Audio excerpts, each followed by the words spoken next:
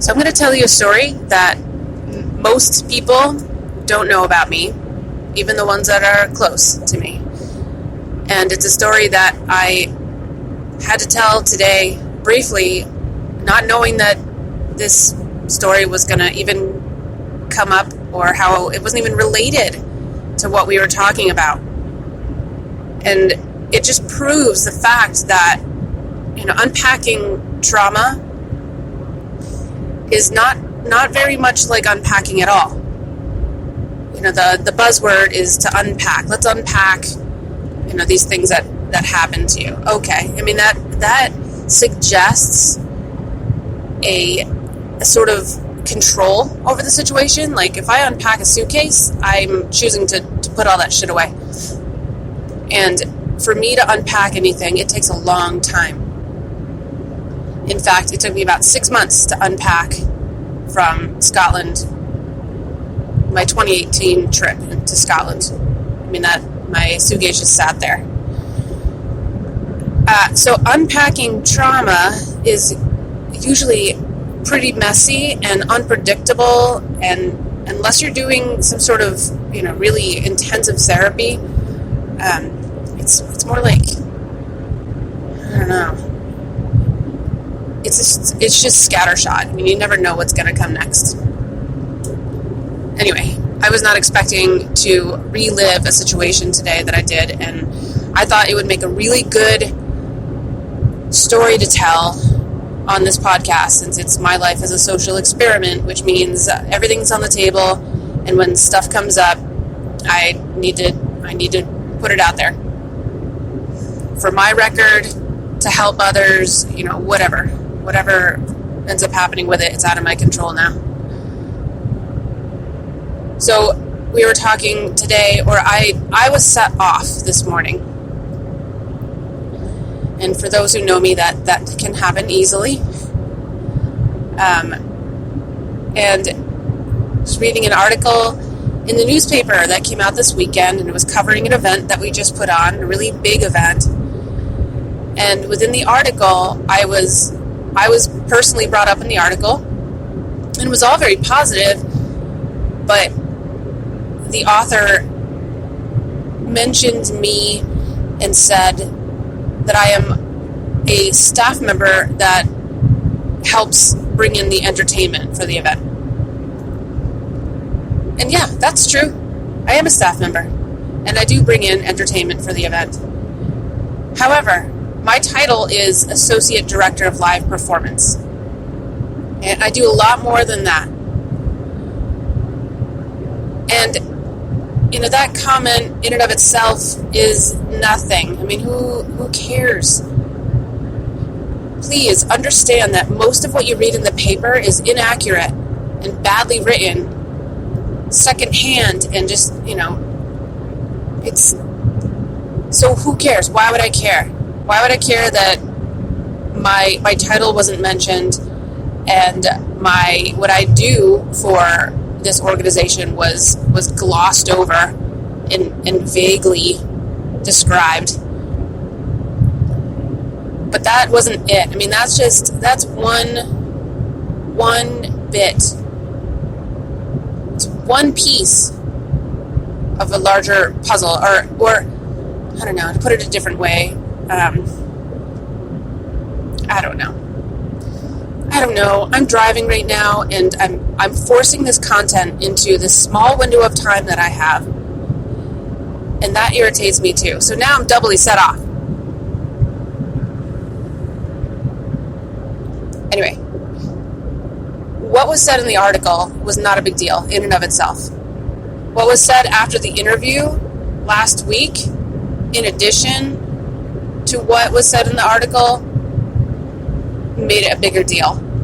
And then those two things together, along with all the other bullshit that I have to put up with, just, I had it. I've had it. So the interviewer has said things to me in the past that are ridiculous, like, gosh, you're so skinny, and asking my coworker, like, isn't that annoying that she's so skinny? You should taser her if she starts to exercise. Like, ha, that's funny. You know, please don't comment on my weight. What if I'm going through chemotherapy? What if I have a serious eating disorder? What if I'm a survivor of trauma or domestic abuse, and I'm just I can just barely take care of breathing? Didn't matter. Like, she looks at me and she sees something and has a judgment right off the bat. I don't get it. You know, what she said to me after the interview was, it was a joke. And a lot of times, truths are masked in jokes, or our biases are masked in jokes. And then they're played off like it was just a joke. What's wrong with you? But her joke was, didn't say anything about the interview. It was just an offhand comment about, call me if you need bail money. What does that even mean? Whatever. I mean, that's, in the grand scheme of things, it's a joke. Fine. I have a sense of humor. But then the article glossed over what I do. Right? And it was also, like, a really poorly written article anyway, and there was a lot of reasons to be upset with it. But I'm focusing on that one bit right now. So, yeah. All right, another example. Another example of misogyny and how it is a cultural thing, and it is not just men who perpetuate it, it's women as well. And after a discussion today with very bright and brilliant people, we came to the conclusion that it's oftentimes women who are perpetuating it more so than men. And I have experienced that. Especially when you are considered attractive amongst the culture, your fellow women will tear you down and, make sure that you either feel bad about your weight, your hair, your looks, your fingernails, everything. I've been called out on everything. Anyway, so another situation was where I, as Associate Director of Live Performance, I put together a series for school-age children. And so I went up to the venue to meet the performer that I booked and contracted and advanced. And so I met him at the venue, and I offered to help bring in all of his equipment. Been there, done that. I'm in a band. All that stuff needs to get in, and it's hard work, and then you have to perform on top of that. So I offered a hand. And he said to me, jokingly, of course, these things are often in jokes. He said, "Oh, hey, what are you? Are you an actress with a minor in voice?" What the fuck? Turn, you fucking idiot. I said, "What?" It's like, "Oh yeah, are you an actress who majored in voice, but then figured out you needed a real job, so you took a job at an arts organization? Ha ha ha." I'm like, it took me a while to understand what he meant, and very quickly, as I do, I looked away, I looked down, I felt like there was something wrong with me. Again, like what do I look like to this person that they would assume or even make a joke that has everything to do with my appearance? No way would he say that to a guy. No way. And in my head, I was shifting the blame, or shifting the responsibility for the impact of his comment to myself, rather than assigning it to him. What could I have done? Should I don't know. I don't know. But again, it is, and I'm going to tell you this again because I want to be very clear with you and with myself that statement was a reflection of his poor judgment, of his biases, and the joke had a bit of truth or a window into thoughts that he must have somewhere kicking around in there, even though he's probably a really great person. And I sat down with him after both shows that I was in charge of.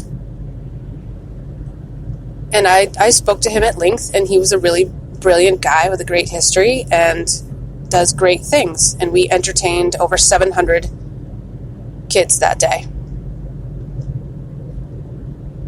But I will never forget that comment and how it made me feel in the moment. Now, I can process it and feel better about it and let it go.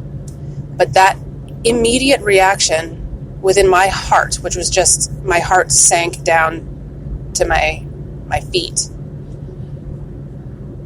That was the flag. That was the true, that was my truth in the moment. Like how easily someone can steal your power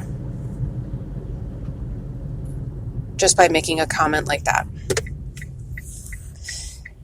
Now, I know you're thinking, well, don't let anyone steal your power. I mean, it's your choice how you react, and it's your choice how you feel. Sure, yes, thank you for that. Yeah, I get that. Okay? But please don't say that to someone. Don't. And I certainly won't.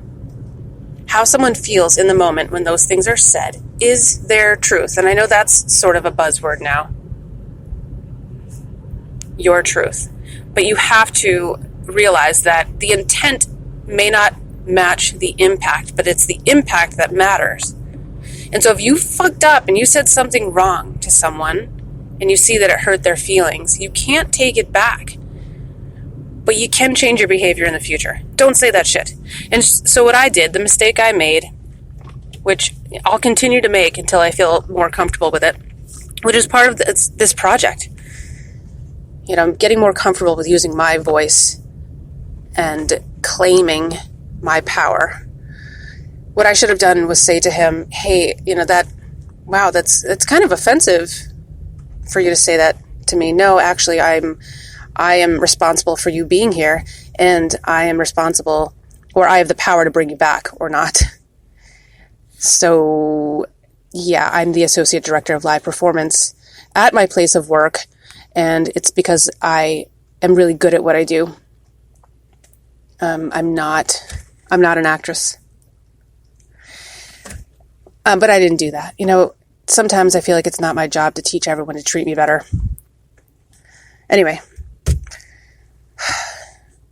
So what happened today, which was in response, so all of this ties in. It seems like it's all over the place, but all of it comes together. I had the comment in the newspaper and the comment from the artist who I was just talking about, and all the comments that happen throughout the year, all add up to, you know, it's misogyny, okay? And all of us participate in it, and many of us have to deal with it. And, you know, it's time to just teach ourselves how to recognize it and step in the way of it when it happens. If we can, if you have the power to do so, please do. I'm still getting there. I can't call people out just yet, you know, in the moment, getting there. But I do have this power, and this is the power that I will teach others. I have the power of valuing myself, and maybe if I continue to learn how to value myself, then maybe those reactions will come more naturally and I'll feel comfortable with them. I don't feel comfortable with them because I don't think that I deserve, you know, being stood up for.